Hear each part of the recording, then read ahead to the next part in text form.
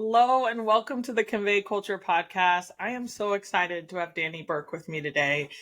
He was someone that I know from kind of working together in different journeys, but I've always been impressed and really impacted by Danny's journey, by how he approaches the world, his views on identity, his views on culture. And he is such a great example of how intersectionality really comes to play in your everyday life, that you are going to get to hear his incredible story. So Danny, I'm excited to have you here today.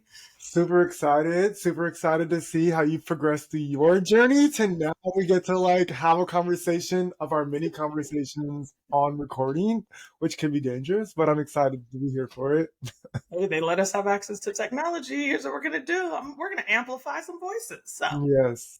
well, Danny, I did a kind of intro, but I'd love if you give me the introduction that you would give to a stranger who you genuinely want to know you well. Gosh, I feel like that's a challenging question nowadays because I'm so dried up from meaningful connections as it's such a dry world. Mm-hmm. But okay, so hi, I'm Danny. I am a disabled Army veteran and a queer person of color. I identify as gay, and I love technology. And everything I built myself around in life happens to be around technology, which was inspired for me from sci-fi and fantasy and getting to just be this weird, funky kind of person that I can just show up as. I love that so much. And I also love that because there's this big misconception that somehow Black people are not into tech. And we are the top adopters of tech, top owners of cell phones, like when you look at all the statistics. And I love this sudden, especially from your generation, my generation, this emergence of proud nerds about things. And like, we're proud. My Yes. kids are deep in anime, like deep conversations and deep in tech. And they're talking about AI. So to see this pride around technology and innovation, and it also, to me, keeps our message from being suppressed. It's like, Yeah. you can ban a book, but you cannot ban our access to technology and our ability to learn and self-taught and self-teach different things. So I love that. What are cultural stereotypes that you run into a lot? Like that. We just talked about that, the Well, tech element. I feel like there's some I want to jump in that you had said with how Yeah. Black people are big adopters of tech and whatnot. I think for me, a big part of why tech is so big was as this little gay boy growing up, and not understanding that sexuality or really not understanding what was wrong Right. or where those feelings were or what they even meant, right? Was getting to explore and become somebody else in a video game or watching Star Trek and get to see myself in a character that's from a different world and to kind of make this thing up, right? And be like, oh, well, I'm XYZ. I'm not Danny, right? Right. I'm this elf, wood elf with a crossbow, right? And I Right. think that for me was that lead up into technology and being able to have this imagination that things could be different. Yes. And I also think for me, that's sort of the thing that led and put me into this culture that I am, which is a gamer that is loves technology, that works within technology, and that also really influences how I see the world and how I see the world changing and evolving, and how we see not just how we live evolving, but also how we socialize and evolving. Agreed. And you've had so many unique perspectives, I think, or unique things in your journey. So joining the military, saying that you grew up in this way, you wanted to escape. You're talking about what technology allows for escape, and then you get into this environment that is fairly restricted, and you Yeah, lose a little bit of that unique identity. Now, you yeah. can choose whatever to do outside, but that's a big shift in kind of reality versus career choices as well. Yeah, I think it's interesting. I created this life for myself that I was trying to get away because I grew up, in a conservative area. I mean, we have 4 mega churches within this 30-mile radius of where I'm from. And I when it came out that I was gay, I literally like overnight went from this all-star basketball player that was in the newspaper every day to no longer having literally any friends, and my name being spray painted on the gym saying Burke's a fag all over No. my car. And then being like, okay, I quit basketball, I'm gonna run away from this issue, and like jumped into the military, and it was like, don't ask, don't tell. And I had friends being kicked out Yeah. because of their sexual identity, or just the simple fact of people like killed. We had somebody that was beat to death just because their people thought that they were gay, and it turned out they actually were not. So it was this interesting kind of dynamic of jumping from here to military. To hear, but then you're joining another community that ideally is helping you progress and build Yep. education. So it's so hard because there's benefits that you get into, but also how do you not lose your culture and identity in the process of all of that? So then you got out of the Air Force or Army. Army. So I'm gonna be better. I don't have a bias on the Air Force. It just seems to come to me What's naturally. the Air Force? Don't they like click pens for a living? All right. I love when you get on TikTok and you see the stereotypes of each group, and then I laugh because I'm like, my husband comes home at lunch, and I'm like, "What did you do today?" We did some paperwork, and I'm like, "Ooh, that feels close to that meme I just saw."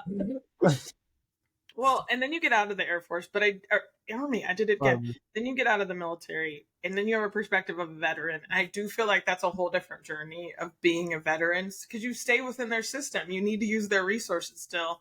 So how has that impacted how you move through the world, kind of that experience of being a veteran as well?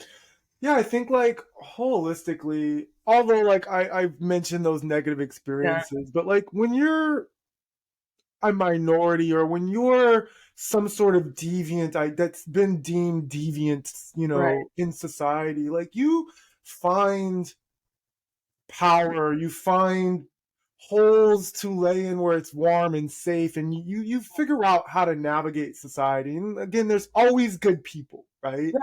And so you're able to build this thing around you. And I think like whether it was in high school, in the military, or as a veteran, I think like for me, it's been about that survival. Like I don't know anything different than surviving. I don't know anything different than like navigating a system to find ways to make it benefit me the best that I can, right? And I think that's been that main thing for me as that veteran is like I got out the military and I had to fight the VA to recognize my PTSD because at the time they weren't recognizing PTSD, and I was like, something is wrong, right? And so I think like for me, my VA experience very much is reminiscent of just like how and why we are successful as Black people, as minority people in general, right? Because we're like, hey, I'm telling you this is an experience. I'm telling you this is something that's needed, and this is how I'm gonna like make a name. I'm gonna go to the top and say, listen to me.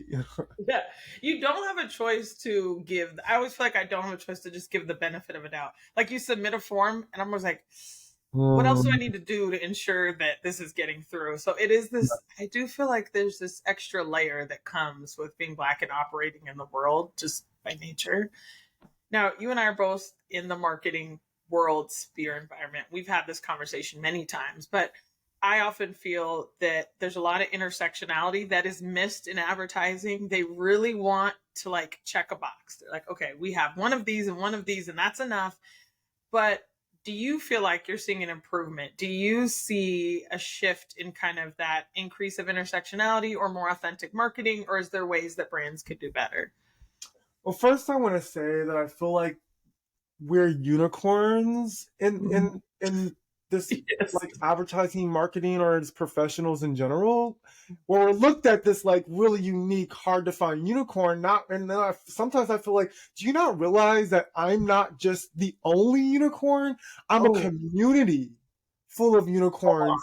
Like you're just not looking for us. I feel like that all the time. I do. It's like I'm not a unique rare bird. I can name 20 people I know personally in my chest that are amazing and are unicorns, but you've only allowed space for one, so you've made it more magical than it truly is. Like we are, it's But I don't know.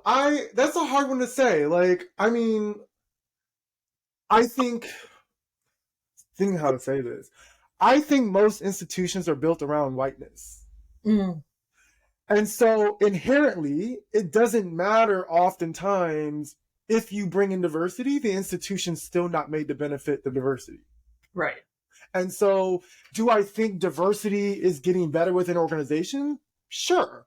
But when we look at the data, and you may know this number as me, I think it's like 5% of Black people sit in a position of power as an executive level. And then you have this 80 to 90% who literally are the like low management, just regular workers. And so like I can say like, yeah, like this organization is hiring more Black people, they're hiring more people of color, they're hiring more diversity, but what are you doing with these Yeah. people? I don't know if that's getting better. I think that is my biggest issue right now with what you're seeing with all the layoffs with DE&I folks that are in these organizations. It's one, you didn't set them up for success. You brought in a single person in a role that is not tied to revenue in like an HR capacity and said, make us more diverse, but don't do anything to make us uncomfortable, right? So that's a hard balance. And I personally, my approach is DE&I has to be at every level. It also needs to be in how you're treating your clients, how you're engaging. So it can't just be this like we had a couple meetings and we had it, and then we put all this blame on this one entity to fix us. Like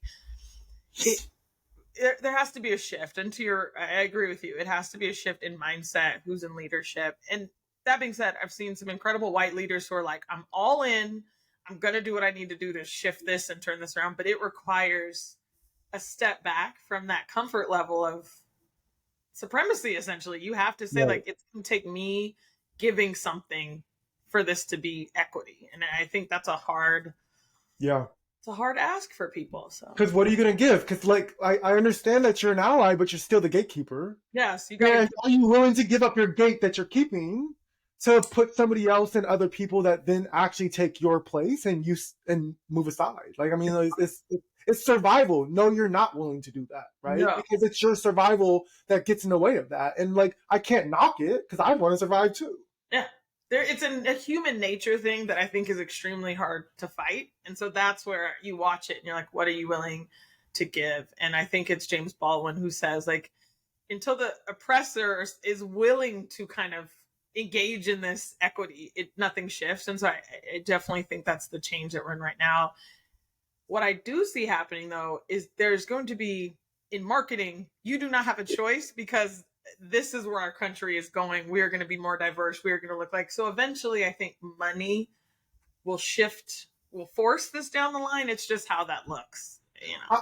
I also think of really something I'm really excited for. One of the reasons why I know we talked about this off camera, but like one of the reasons why I actually was like intentionally trying to leave the campaign management and campaign strategy end of marketing and advertising is when we think like long-term future of work. Yes. What used to take 20 people to do a job in marketing and advertising is going to take 3 with the development of technology and AI, right?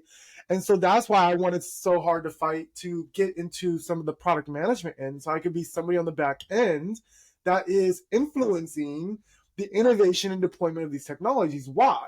Because when we think about like the future of marketing, how are we going to create campaigns and work on things that present diversity, we're already corrupted by the advocacy that's needed within an organization to create a DE&I focused, culturally relevant campaign, right? That touches multiple communities. But the issue we have with technology is when, like, let's say self-driving cars, right? Yeah. They're hitting Black people because all they based off their data was like their white friends when they were like taking the LiDAR scans. And so like that's why for me I was like I want to be on the back end, Yes. influencing making decisions as a Black person or as somebody who identifies this with this intersectionality, especially an intersectionality that like I'm on different stratification levels within society in each of my identities, right? To be able to say, how do we create these technologies and deploy them in a consumer experience that still is relevant to a cultural like spectrum of people. I couldn't agree more. I just feel like that deserves a pause because I couldn't agree more because it's also in UX design. It's in the experience of the website. There's a statistic that says like I think it's like 60 or 70% of Black Americans will go and check a website before they ever go into the retail space because they're literally doing a safety check or does this apply to me? Like, does this brand? That's almost like what they're doing before you go in. And to me, there's so much back end things that are a loss of revenue, a loss of equity. There's no thinking in product development. Did you think about who the audience is for this product? Or how many times have we sat in marketing meetings and like, who's your target consumer? And they're like, white males 30 who live in San Francisco and New York. And I'm like, that is 10% people. Like you are missing out on so much opportunity by not considering the consumer in the beginning. So I agree. I think, and by the time it gets down to the agency level, you are having to do such a upheaval push to convince a client about where they need to take this product that it needed to happen earlier. They needed to be intentionality earlier. And there's data. It's not like you're taking this risky decision. So I think even there and going further on that is like as AI develops, we're already using, I mean, in the agency side, of course you're not going to, because like why would you use AI? Because then it puts you out of business in a sense, unless you're using it to help your people like cut down their work time. But like when we think about some of these new ad tech and martech things that are using AI to leverage data to make informed strategies, and then as this progresses, it'll take those strategies and it'll create its own campaign and deploy those campaigns on its own. Like the data that's going into it and the way that it's trained to interpret data is going to be one of the most important things, because if it's only interpreting data from a singular point of view and a single lens, like we're still missing a whole community and how we're tapping to that and like how it feels to those underrepresented communities. Agreed. And AI struggles with culture because culture moves at a pace that you can't scan the internet, right? Culture moves at a different pace. And so what the most successful brand campaigns have some impact on culture. So you will need, there's one thing about campaign rollout and SEO, like SEO and all those things, AI, that all, you know what I mean? But I think there is some human thinking that has to happen at the very beginning of people have a pulse on culture, a pulse on what's happening. But like who's behind some of the information being fed into AI also is concerning, because it's like, are you being inclusive in what's fed? Because if you search certain things and it comes up, I'm like, ooh, that isn't right. Where'd you get that information from? So it'll be interesting to see how this progresses. Okay. On this note, we're going to touch on a sensitive subject, but I love it because it's been all over the news. This Pride Month specifically, I feel like has been one of the most contentious. One, you have everything happening political, which is just absolutely hateful insanity. Then you have brands like, I don't know, like they're double dutching in and out because they're let's just Target. We're just going to use Target because they pulled their brand. Yeah, I don't know where to even start. Like, I feel like I want to start in saying like, and giving some example and some like clarity on, I think, on like queerness, or like specifically like thinking about like my gay identity in general. So I have a theory. I don't know if I can call it a theory, but I mean, hey, I have all the way up, I mean, just an MBA with a focus in social psychology, right? And so I think like there's some things that I've just developed over time in reasoning. And I think one of those things is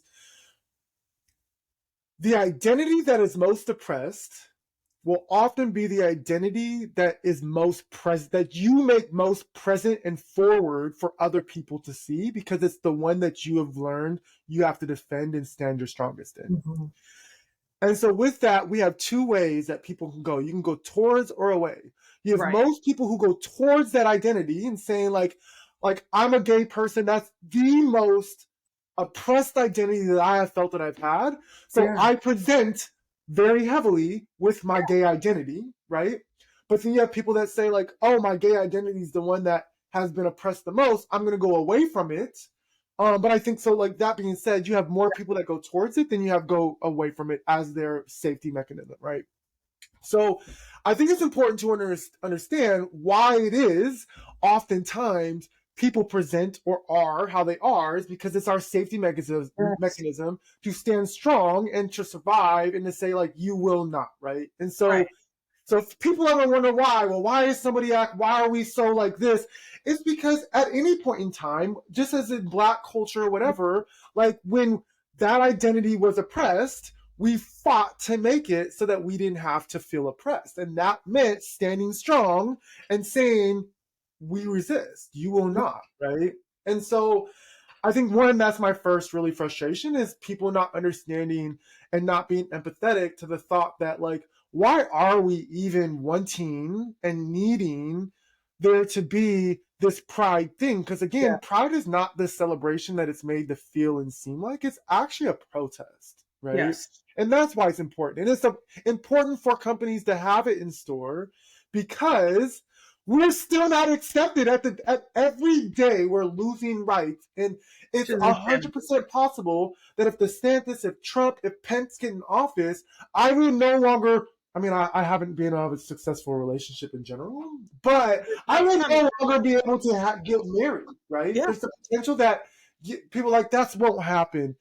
If you're taking books out of schools, out of libraries, if you're saying in a private bookstore that somebody else owns, pays rent at, etc., if they can't have a story hour with drag queens reading books and parents choose to bring their own children there, and you make that illegal, then you cannot tell me, in fact, I will say shut the hell up. Yes. You cannot tell me that my right to marry will not be on the chopping block if it is allowed. And if the it's right allowed, to healthcare is the right to health. The basic right to healthcare is being taken. Like, it's disheartening because it's a slippery slope. Like people think that it's this group and no, it is an attack on multiple groups and it's a slippery slope. And they're distracting you by a heavy focus on this one group and this one danger. But I love how the Constitution gets waved around for certain rights. And now we're just like crickets on a Constitution. I'm like, what happened to freedom of speech? I get freedom of speech every time I see something hateful on the internet. People are like, well, that's their freedom of speech. But how have we gone to the rights where now you're banning freedom of speech? Now you're banning things. And how did we get to this power structure? And bullying corporations. How did we get to this place where someone works at a store and gets attacked because how did we get here? So I don't know. I'm frustrated, and I think that this is part of what we're like as queer people, as gay people. I split it up. I say queer people, but I, as a gay person, but as queer people, as LGBT, right? LGBTQIA plus. Look, I can't say the whole alphabet soup, and I'm gay, so don't ever judge yourself if you can't. Just try your best. I will make sure I get the full alphabet, but it's like. I feel like this is part of our frustration. It's like Target has made, and I'm using Target because that's just the one. I love Target, which is the worst because I love them, and I'm like, no, don't do this, don't back down. You're not Bud Light, don't do it. Yeah, but have made a shit ton of money off of pink dollar theory, right? And so or pink dollar strategy, and I think that's where I get really frustrated. Is you've made a ton of money off of us. Right? Off of gay people, off of queerness, off of LGBT, off the politicization of our rainbow and trying to use it as a capitalist, tool. And yet, when the time comes for when it matters most, you pull out. And so skittish too. We have data, like the perfect example is like the Nike Colin Kaepernick thing. Not being skittish pays off. Standing in your lane pays off. Nike saw no dips, no damage, no nothing from that, them making a stand on something, right? Their stock went up. Stock went up. Business went up for them. They gained brand loyalty, especially with Gen Z. Their stats went up with Gen Z. I've done this podcast in 7 episodes straight. Every person said Nike was the number one brand they wanted to work with. So it's done no damage to Nike. So it's these brands who back up. I'm like, you're going to have to stand on that line in history. Like even the whole Bud Light thing, no one's happy with you right now. So stand by something. Know who your audience is. Know your consumer. But that's a TED Talk for another day because it really is. It really is. And I think to your point, Gen Z and below, what's the new, is it Gen Alpha? Alpha, Gen Z, there's some grudge hole, they're like, wait till I can vote. Right. And so, and I think like part of like, since we are like marketers here, like I think when we think about brand building, that was a really bad strategic brand move for Target to pull out.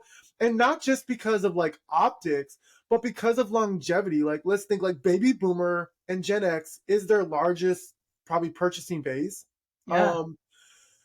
And so I think in millennial as well in a sense. But I really think right now, like Target itself, they're trying to bring in newer generations, Yeah. and you just you just generationally killed yourself just about. Good. And Gen Alpha, I'm really, and this is coming from someone who currently lives in a small town in Oklahoma. I'm amazed at watching these Gen Alphas, these 12, 13-year-old, 11-year-old kids come to my house, and it's not access to books that's actually changing them. It's access to things like TikTok. And they're getting to experience someone from a different background culturally firsthand. And so their biases around gender are they don't see gender the same way. I have these guys in our house, a bunch of little white kids at the house, and the conversations they're having with my sons give me so much hope that we are going to be okay, because their mindset is just like, why would you hate someone because of this? And why would you? So you're seeing this, like, I actually think that's part of the reason they wanted to cut TikTok is the amount of access people were getting to education. Like the amount of people who sent me videos who I had like fights with, who sent me videos after, like, I saw this on TikTok and it blew my mind. I'm like, girl, we've been talking. Okay, fine. So I think Alpha is gonna. I think Gen Z and Alpha aren't taking it the same way. No, and so I think And by the way, like if drinking a Bud Light makes you gay, then you were already gay. It wasn't that didn't push you over It there. wasn't the Bud Light. You were already. You sure was. Oh, the entertainment. Okay, now we're going to do fun rapid fire questions because I could talk to you all day. Rapid fire, first thing that comes to mind. By the way, this is dangerous. I know, it's dangerous. And then I'm curious because I see trends with how people answer. So I'm really curious on how different Gen Z has answered very consistently. And it's been funny to watch them all answer consistently. So we'll see what each generation answers. If you could work with any brand, who would it be? Oh my God.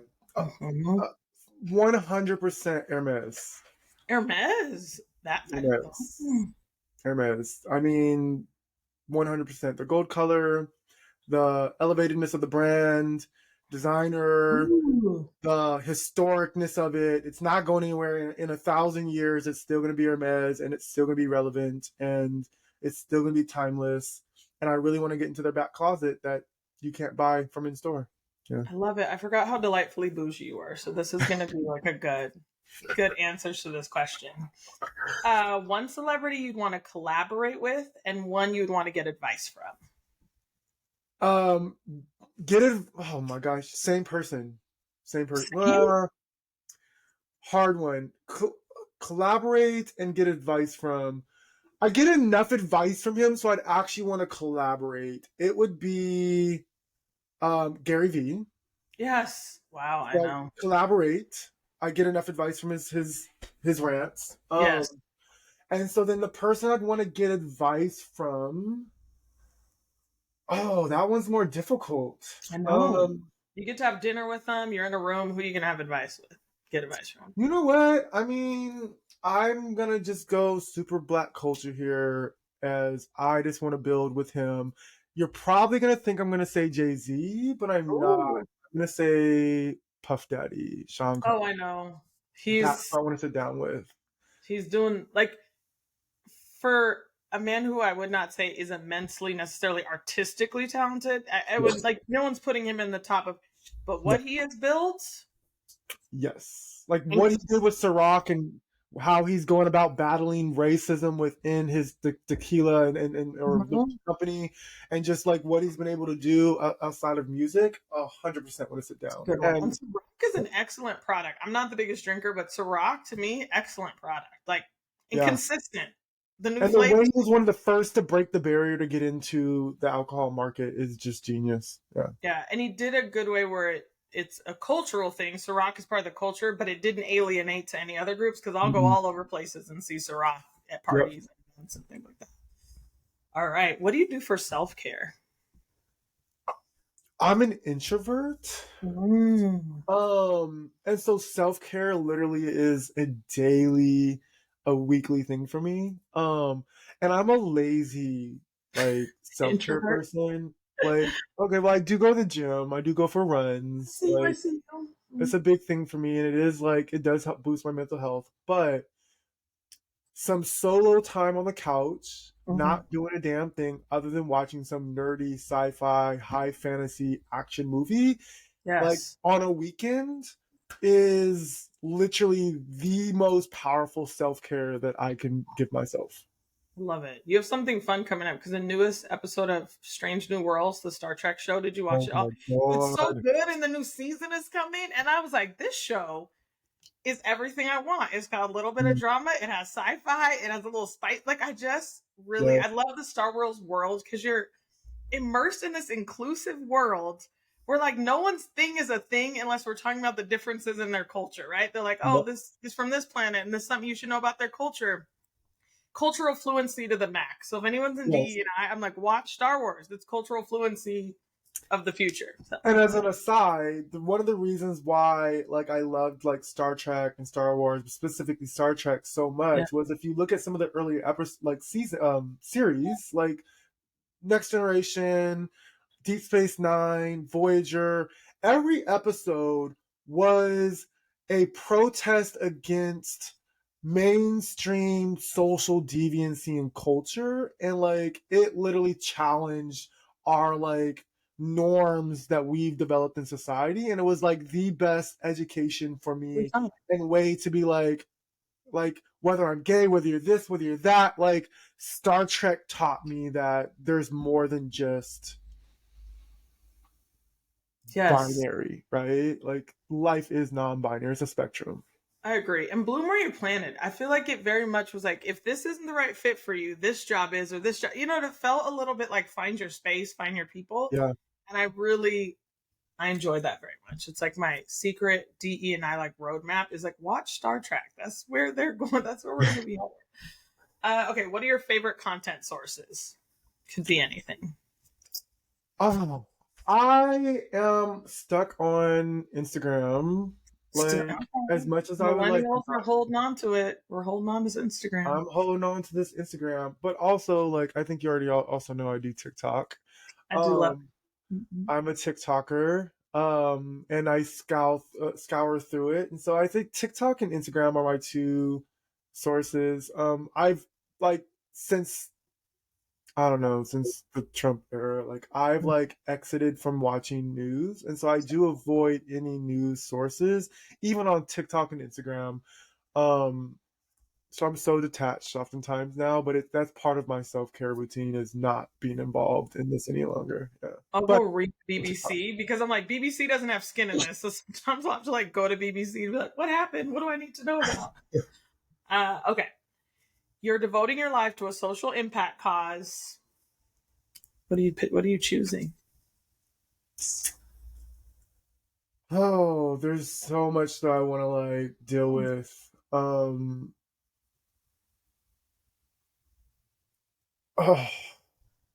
I would really, I want to, I've done a lot of work within like HIV advocacy, queer POC representation. And like, I think one of the things that I found is we need to advocate not for any representation in particular, but the representation of allowing social identity to evolve, right? And I think like that would be something that I'd want to start is what does it look like to advocate and build a cause around not holding back social evolution. Yes. What progress? You'd love to have a progressive organization? I like that. Yeah. I do. It's interesting to always hear someone's answers on what there's if money wasn't a factor, what would you give back? What would you do? And so I love hearing people's choices about what they would pick. Okay, this question, I don't know if I put the budget high enough for you, but you have $300 to spend on something selfish. And normally I have to do this caveat of like, you can't buy your mama something, you can't, but okay, so you have $300, that's all you got. What are you doing to splurge on something fun for yourself? There's no Hermes in this, but Yeah, what okay. I was gonna say I need like 55 because I go get myself a Goyard. I was gonna say, I With said the 300 strap. is gonna be like nothing to you. So like, what? With the What would strap. you Or would you not feel just like the a massage? um $300. What am I gonna go do for myself? Um a restaurant. So Ooh, I done. recently went to this Japanese Korean fusion place called Jenkin. Super elevated dining experience. Although, like, what I miss about like LA, Portland doesn't have it, is I like a full concierge dining experience. So when I drive up, I'm parking in valet, like, so I can get out my car, like, here you go, thanks. This is not. I warned you. Portland is not LA, and they It don't is even have not. umbrellas. They're just like, get out, No, go slightly damp into this restaurant. We do it not is a care. restaurant. And so, yeah, so I would go treat myself to a really nice restaurant, whether it's Cannes, Jenkin, or somewhere. Have you been to Cannes yet? I have not. I'm gonna be in So Portland. it's top 50 New York Times list restaurants. And the reason why I bring it up to you is because it's Haitian cuisine Ooh, and yes, it's yes. freaking phenomenal. And what I love about, and this is why I like fine dining, is it's not just good food. It's an entire like eating educational experience. And when you go there, they bring out and talk to you about Oh. the historical understanding and value of that particular dish. Wait, is this Gregory's restaurant? Is that his name? The Black Chef? Is that? Yes. Well, he's Yes, black. I think it's Gregory's restaurant because he was on Top Chef and he's on my list of like, I'm pretty sure, I could be wrong. I'm Of pretty sure it's Cannes. Gregory's. Yes. Kann. I'm Kan. Yeah, Kann. And I mean, just tell you the history of each dish, and it's just Oh, everything. okay. I'm adding that. I love an experience. So Yeah. $300 an experience. Amazing. Yep. All right. Last question. And I feel like I know the answer to this, but would your 12-year-old self think you're cool? My 12-year-old self would definitely think that I was cool. Until I told him the life and things I've done, and he'd be like, "Get it together," but you had fun. I know 12-year-old's a hard critic age too, because it's that junior high, like angsty. Yeah, But I think 12-year-old self would think you're pretty cool. All right. yeah. This was incredible. More and more people are going to want to know all things Danny. So, where do we find you? What are you up to? What are you doing? Share with the people. Yes, you can find me on all platforms, even Snapchat. um, all platforms. Although I'm not gonna say my Snapchat, but all platforms is that guy Danny B. Okay. That's all you have to search. I'll tag you in. LinkedIn, Instagram, TikTok, Twitter, it's all that, right? And then what am I up to? So I think there's two call outs. I'm getting ready to we've done a re-platforming for a new consumer experience launch at my current company where I'm technical product owner. And I'm super excited and pleased that we are launching our entire new website with a new customizer. So you can literally have a 3D experience in Love it. customizing your everyday carry, knife or cutlery. We have really dope cutlery. So that is benchmade.com. So check out on the 13th what it looks like to have a new customer experience from the view of my manager, but also from myself. Yay. I love it. Congratulations. And then I have a brand called Made for All. It is a clothing brand. We have identified ourselves to be modern luxury leisure wear. And when we say made for all, we don't necessarily mean like everybody can wear our shit. Like everybody cannot wear our shit. Like what we mean by made for all is success and achievement are made for all. So you Yes. have to wear your own shit. You have to believe in yourself. You have to show up for yourself. And you have to understand that the only way you're going to be successful is if you believe in yourself. That is made for all. Greatness is made for all. What's your website? So I don't. Madeforall.com. And we have some new stuff dropping. We have some new collaborations coming, and we have worked our butt off, and we continue to work our butt off. My business partner, Brandon Winslow, really kills it in keeping us on track. But yeah. Love it so much. Thank you for creating, inspiring, all the things you do. I knew we had to talk. I knew I was like, oh, this is. And the thing about you and I is we could run our mouths for another hour, but no one Yeah, needs. We'll do yeah. like an after show at one point. Well, thank you so much, Danny. I am excited to even have crossed paths with you at any moment in our career, time, and space. You're incredible. You continue to do things. I feel like every year you just have another jump in a milestone. So I can't wait to see what comes next year for you, because this is a huge year. You launched a website, you got brands, you got things happening. I know your social media account's always lit. So thank you for being a guest today. Thank you for having me. I really appreciate it. And I'm really excited to see Convey culture, Convey change. Love it. We're working on it. We work it. Thank you so much, Thank Danny. you.